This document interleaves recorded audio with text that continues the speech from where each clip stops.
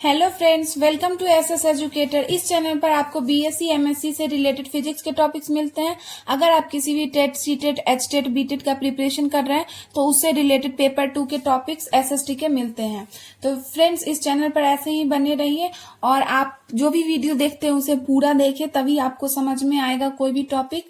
तो फ्रेंड्स, आज जो मैं टॉपिक करवा रही हूँ उसका नाम है, वो मैं फिजिक्स का टॉपिक करवा रही हूँ जो कि है फुल वेव ब्रिज रेक्टिफायर। ठीक है, मैं लास्ट वीडियोस में मैंने करवाया था कि full wave centre tap rectifier, उसी का नेक्स्ट पार्ट है ये फुल वेव ब्रिज रेक्टिफायर। अगर आपने वो वीडियो नहीं चेक किए तो आप चेक कर लीजिए, तभी आगे ये वीडियो आपको समझ में आएगी। उस वीडियो का लिंक मैं आपके डिस्क्रिप्शन बॉक्स में दे दूंगी, आप उससे वहां से पता कर सकते हैं कि वो कैसे कैसे वर्क करती है। तो फ्रेंड्स, इस चैनल पर ऐसे ही बने रहिए और अपना प्यार बनाए रखिए। तो फ्रेंड्स, आज हम देखते हैं कि फुल वेव ब्रिज रेक्टिफायर कैसे वर्क करती है।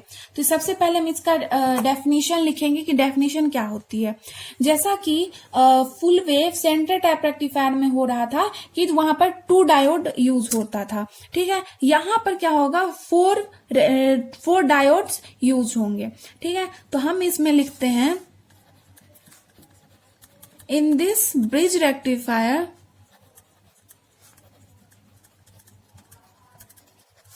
circuit,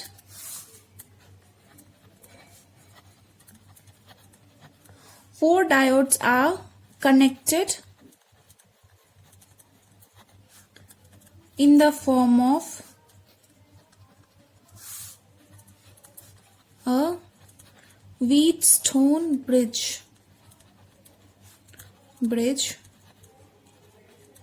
ठीक है, इसमें जो होगा वो चारों डायोड जो है वो कनेक्टेड होगा व्हीटस्टोन ब्रिज के रूप में। ठीक है, अब हम लिखते हैं 2 डायमेट्रिकली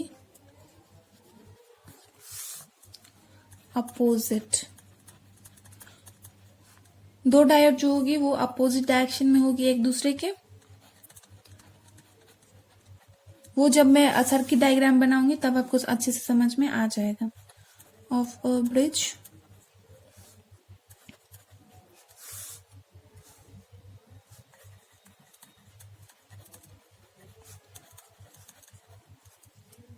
तो हमने क्या डेफिनेशन लिखा, in this bridge rectifier circuit 4 diodes are connected in the form of a Wheatstone bridge. ठीक है, जिसमें 2 जो व्हीटस्टोन ब्रिज के रूप में कनेक्टेड होगा। 2 diametrically opposite junction of a bridge are connected to the secondary coil of a transformer and the other 2 are connected to load. ठीक है, जिसमें 2 डायोड जो होंगे, 4 डायोड यूज हो रहे हैं, जिसमें 2 डायोड जो होगा वो डायमेट्रिकली अपोजिट कनेक्टेड होगा और अदर 2 जो होगा वो कनेक्टेड किससे होगा, लोड से। ठीक है फ्रेंड्स, अब हम सर्किट डायग्राम देखते हैं कि कैसे बनाना है। सर्किट डायग्राम में सबसे पहले हम प्राइमरी कॉइल बनाते हैं।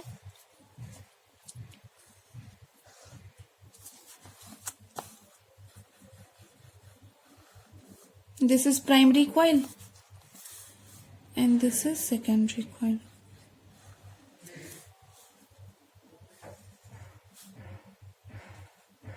यहां से हम डायोड को कनेक्ट करना स्टार्ट करते हैं।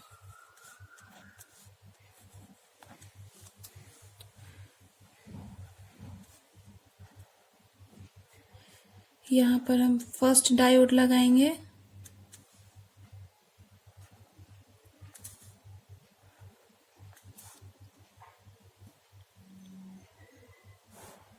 यहाँ पर हम सेकेंड डायोड लगाएंगे।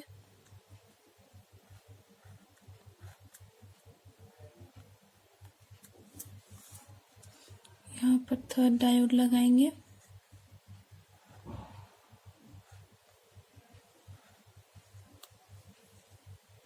अब ये हमारा बन गया। अब इधर से हम लोड रेसिस्टेंस कनेक्टेड कर देते हैं। ठीक है, दिस इज RL और ये कनेक्टेड हमारी कहां से होगी, from here.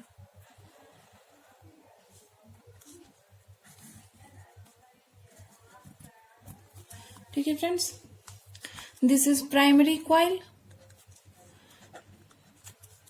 This is secondary coil. ठीक है, ये हो गया हमारा diode D1, D2, D3, D4, 4 diode हो गया। इस पॉइंट को हम मान लेते हैं पॉइंट बी। इसको ए, इसको हम मान लेते हैं पॉइंट सी, इसको हम मान लेते हैं पॉइंट डी। ठीक है, इससे हमें वर्किंग का कैसे कैसे मैनेज करना है, कौन किस साइड से फ्लो कर रही है करंट, वो हमें मैनेज करने में आसानी होगी। ठीक है फ्रेंड्स, अब हम देखते हैं कि कैसे ये वर्क करती है। This is the whole diagram of bridge rectifier, full wave bridge rectifier. अब हम देखते हैं कि ये वर्क कैसे करती है। पहले हम पॉजिटिव हाफ साइकिल देखते हैं। पॉजिटिव हाफ साइकिल में S1 जो है हमारी पॉजिटिव हो जाएगी और S2 जो है वो हमारी नेगेटिव हो जाएगी। मतलब ये जो है वो हमारी पॉजिटिव और दिस इज नेगेटिव। ठीक है, ये हमारी पॉजिटिव, दिस इज नेगेटिव। अब क्या होगी, करंट हमारी इस साइड से फ्लो करना स्टार्ट करेगी। ठीक है, करंट फ्लो कर रही है। ठीक है, यहाँ पर करंट फ्लो यहाँ पर आ गई। ठीक है, जब करंट यहाँ पर आएगा तो यहाँ पर 2 पॉइंट है, एक इस साइड एक इस साइड। ठीक है, अगर करंट इस साइड फ्लो करती है तो ये हमारा क्या है, this is negative and this is positive. ठीक है, डायोड का ये पॉजिटिव ये नेगेटिव है और हम यहाँ से पॉजिटिव लेकर आके आ रहा है। अगर पॉजिटिव इधर जाएगी तो ये क्या हो जाएगी, रिवर्स बायस। तो रिवर्स बायस में ये कंडक्ट नहीं करेगी, इस वजह से ये इस साइड जाती है। इस साइड जाती है, ये पॉजिटिव है, दिस इज नेगेटिव डायोड का। ठीक है, तो ये पॉजिटिव लेकर के आ रहे हैं हम इस साइड से। पॉजिटिव पॉजिटिव जब होगी तो ये क्या हो जाएगी, फॉरवर्ड हो जाएगी। तो करंट जो है हमारी इस साइड से फ्लो करेगी। ठीक है, फिर वापस इस पॉइंट पे आई, इस पॉइंट पर आकर के क्या होगा, इस साइड ये नहीं जा सकती क्योंकि ये रिवर्स बायस हो जाएगी, क्योंकि ये नेगेटिव है, this is positive. Positive negative मिलेगी, ये रिवर्स बायस हो जाएगी। फिर से ये इधर ना आकर के ये इस साइड चली जाएगी। ठीक है, यहाँ पर आकर के लोड रेसिस्टेंस में हमारा क्या हो जाएगा, करंट का डायरेक्शन जो है वो इस साइड है। इसमें क्या होगा, पॉजिटिव और नेगेटिव हाफ साइकिल दोनों में करंट का डायरेक्शन जो है वो सेम इसी डायरेक्शन में रहेगी। ठीक है, यहाँ से करंट फ्लो कर रही है, फिर इस साइड से आएगी। जब करंट इस साइड से फ्लो करेगी, अब क्या है हमारे पास, जब करंट इस पॉइंट पर आएगी तो देखिए फ्रेंड्स, यहाँ पर इस साइड जाएगी तब भी फॉरवर्ड बायस है और इस साइड जाएगी तब भी फॉरवर्ड बायस है। ठीक है, अब हम क्या करेंगे, तो यहाँ पर क्या है, पोटेंशियल के अक्रॉस जब हम देखेंगे तो यहाँ पर पोटेंशियल ड्रॉप हुई है, क्योंकि करंट जो है इतने दूर से ट्रेवल करके आई है तो यहाँ पर पोटेंशियल उसकी कुछ ना कुछ ड्रॉप हुई होगी। जब भी हम कहीं पे जाते हैं तो हमारी एनर्जी तो ड्रॉप होती है, अगर हम ज्यादा लॉन्ग डिस्टेंस तय करते हैं तो हमारी भी एनर्जी ड्रॉप होती है। ऐसे ही करंट की भी पोटेंशियल जो है वो ड्रॉप होगी। तो यहाँ तक आकर के करंट जो है, दिस इज यहाँ पर जो है ये करंट क्या है, हायर पोटेंशियल है। अगर इधर करंट जाएगी तो इसमें ज्यादा एनर्जी लगेगी। ठीक है, और इधर करंट जाएगी तो उसे कम एनर्जी लगेगी। तो ऑफकोर्स जब हम थक जाते हैं तो कौन सा रास्ता चुनते हैं, इजी वाला। तो यहाँ पर क्या है, करंट इस साइड आ जाएगी, यहाँ पर पोटेंशियल कम है। तो ठीक है, यहाँ पर पोटेंशियल ड्रॉप हमारा पहले से ही हो गया था। तो अब हमारे करंट किस साइड से फ्लो करेगी, D3 से। ठीक है, अब करंट D3 से आकर के वापस ये इस डायरेक्शन में जाएगी, यहाँ से आकर के। ठीक है, फिर ये आकर के ये निगेटिव टर्मिनल में हमारा मतलब जहां पर निगेटिव सोर्स होता है, निगेटिव सोर्स टर्मिनल में जाकर के ये चली जाएगी। फिर से ये ऐसे ही ये प्रोसेस जो है रिपीट करती रहेगी। ठीक है, तो यहाँ पर क्या होगा हमारा, जब हमारा आउटपुट ये था, दिस इज मान लीजिए हमारा इनपुट है। ठीक है, दिस इज इनपुट, तो आउटपुट हमें क्या मिलेगी, यहाँ पर ऐसे मिल जाएगी। ठीक है, तो यहाँ पर हमारा क्या था, D1 और D3 कंडक्ट कर रहा था, इसलिए हमारा क्या हो जाएगा, D1 D3 कंडक्ट कर रहा था तो कन्वेंशनल करंट जो है वो D1 और D3 के थ्रू पास हो जाएगा। ठीक है, conventional current pass through the diode D1 and D3। तो पॉजिटिव हाफ साइकिल में हमारा कैसे वर्क कर रहा है वो हमने देख लिया। अब हम देखेंगे कि निगेटिव हाफ साइकिल में जो हमारा ब्रिज रेक्टिफायर का सर्किट है वो कैसे वर्क करती है। तो निगेटिव हाफ साइकिल में हम मान लेते हैं S1 को निगेटिव, S2 को हम मान लेते हैं पॉजिटिव। ठीक है, जब पॉजिटिव होगी तो करंट इस साइड से फ्लो करेगी। अब करंट हमारी इस साइड से फ्लो कर रही है। ठीक है, करंट यहां से आई हमारी। ठीक है, यहाँ जाएगी। जब करंट इस पॉइंट पर आएगी, ठीक है, जब करंट हमारी एट पॉइंट C आएगी, ठीक है, on the point C current यहाँ पर D2 के साइड जाएगी, क्योंकि यहाँ पर हम पॉजिटिव लेकर के आ रहे हैं, this is positive and this is negative of diode.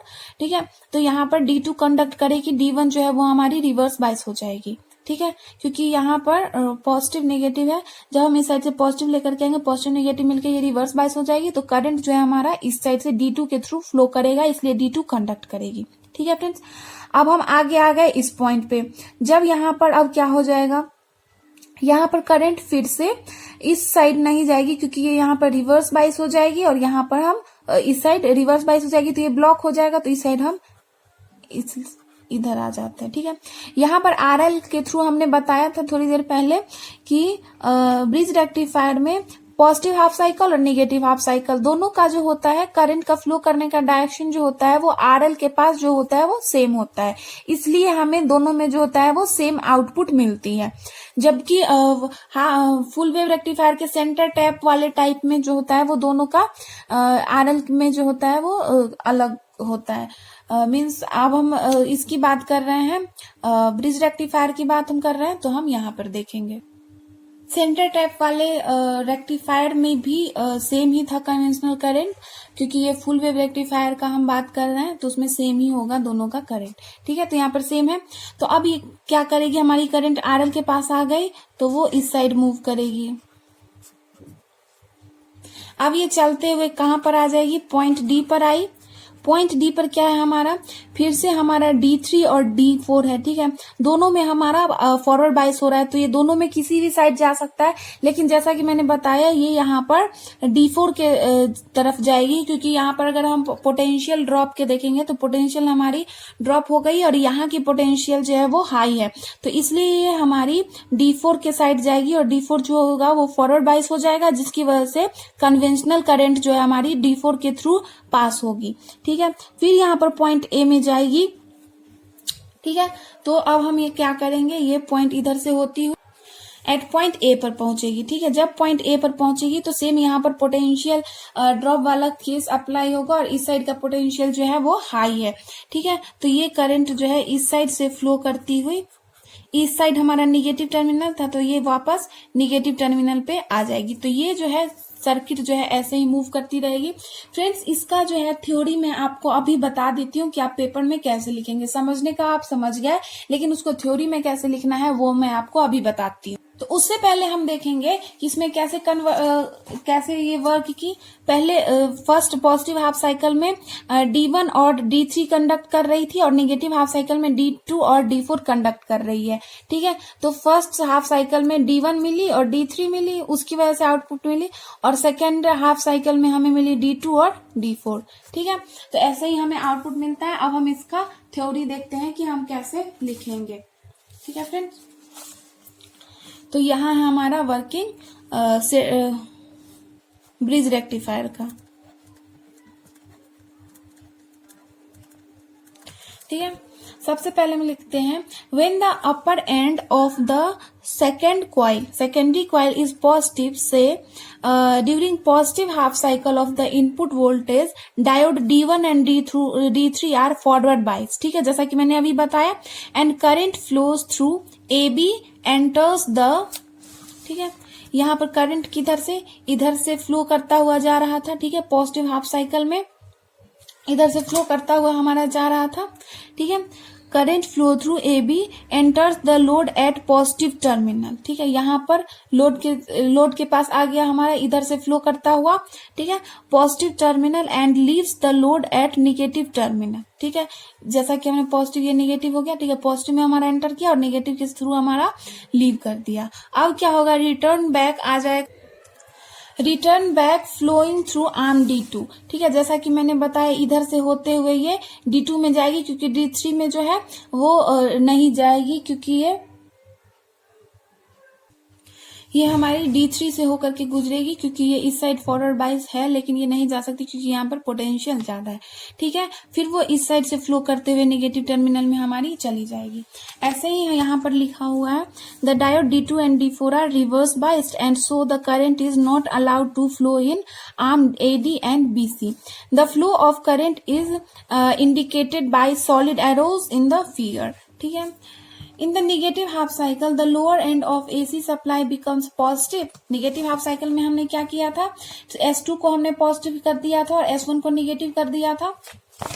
ठीक है, positive diodes D2 and D4 becomes forward bias. इसमें जो है डायोड D2 और D4 जो है वो फॉरवर्ड बायस में हो जाएगी, ठीक है, जिसकी वजह से D2 और D4 कंडक्ट करेगी और D1 D3 जो है वो रिवर्स बायस हो जाएगी और वो ब्लॉक कर देगी, ठीक है। सेम इसमें लिखा हुआ forward bias and current flows through arm CB enters the load at positive terminal, leaves the load at negative terminal, ठीक है। जैसा कि मैंने बताया था इसमें सेम डायरेक्शन होगी and returns back flowing through arm DA. Flow of current has been shown by dotted arrows in the figure. Thus the direction of flow of current through load resistance RL remains the same during the both half cycle of input supply voltage, ठीक है friends. This is the, ये आपका हो गया bridge rectifier का theory. आप इसका screenshot ले सकते हैं, ठीक है फ्रेंड्स। अब हम बात करते हैं एडवांटेज पे कि एडवांटेज क्या होता है फुल वेव रेक्टिफायर का। There are two advantages. First is the need for centre tap transformer is eliminated, ठीक है। सेंटर टैप रेक्टिफायर में क्या हो रहा था, हमें ओनली हाफ साइकिल वर्क कर रही थी, हाफ पॉजिटिव साइकिल फिर से हाफ नेगेटिव साइकिल वर्क कर रही थी, जिसकी वजह से हमें जो है तो कम हमें इनपुट आउटपुट मिल रहा था, ठीक है, थोड़ा थोड़ा करके आउटपुट मिल रहा था, जिसकी वजह से हमने ब्रिज रेक्टिफायर को यूज में लाया और उसकी वजह से सेंटर टैप रेक्टिफायर का जो यूज है वो एलिमिनेट हो गया। उसका अब हमें, जब हमें ब्रिज रेक्टिफायर मिल रहा है तो हम सेंटर टैप रेक्टिफायर को क्यों यूज करेंगे जब हमें उससे ज्यादा एडवांटेज मिल रहा है। तो the output is twice that of centre tap rectifier for the same input voltage. जैसा कि मैंने बताया कि हाफ वेव रेक्टिफायर में क्या हो रहा था, ओनली हाफ साइकिल मूव कर रही थी तो हमें हाफ आउटपुट मिल रहा था, जबकि ब्रिज रेक्टिफायर में जो हमें डबल आउटपुट मिलती है, क्योंकि यहाँ पर D1 D3 एक बार में मिल रही है, D2 D4 एक बार में मिल रहे हैं, जबकि वहां पर दो रेक्टिफायर यूज कर रहे थे जिसमें हमें एक बार D1 मिल रही थी, फिर D2 मिल रही थी, फिर D3 मिल रही थी। लेकिन यहाँ पर ऐसा नहीं है, यहाँ पर एक बार में D1 D3 मिलती है, सेकेंड बार में D2 D4 मिलती है, ऐसा ही रिपीट होगी, फिर ये हमें D1 D3 देगी, फिर ये D2 D4 देगी, ठीक है। तो this is the all about full wave rectifier. Rectifier का यहाँ पर चैप्टर खत्म होता है, क्योंकि यहाँ पर मैंने हाफ वेव रेक्टिफायर करवाया था, फुल वेव रेक्टिफायर करवाया था, ठीक है फ्रेंड्स। तो अब हम देखेंगे कि ये कैसे, तो इसका हमने एडवांटेज देख लिया कि ये कैसे कैसे वर्क करती है, ठीक है फ्रेंड्स। तो आज के लिए इतना ही। आप अपना ऐसे ही प्यार बनाए रखिए, हमारे चैनल को सब्सक्राइब कीजिए, लाइक कीजिए। अगर आपको कोई कमेंट करना है कि आपको कोई और टॉपिक पे वीडियो करना है तो आप कमेंट करके हमें जरूर बताएं, और अपना प्यार ऐसे ही बनाए रखिए और वीडियो को पूरा जरूर देखिएगा, तभी आपको कोई भी वीडियो समझ में आएगी। Thank you so much.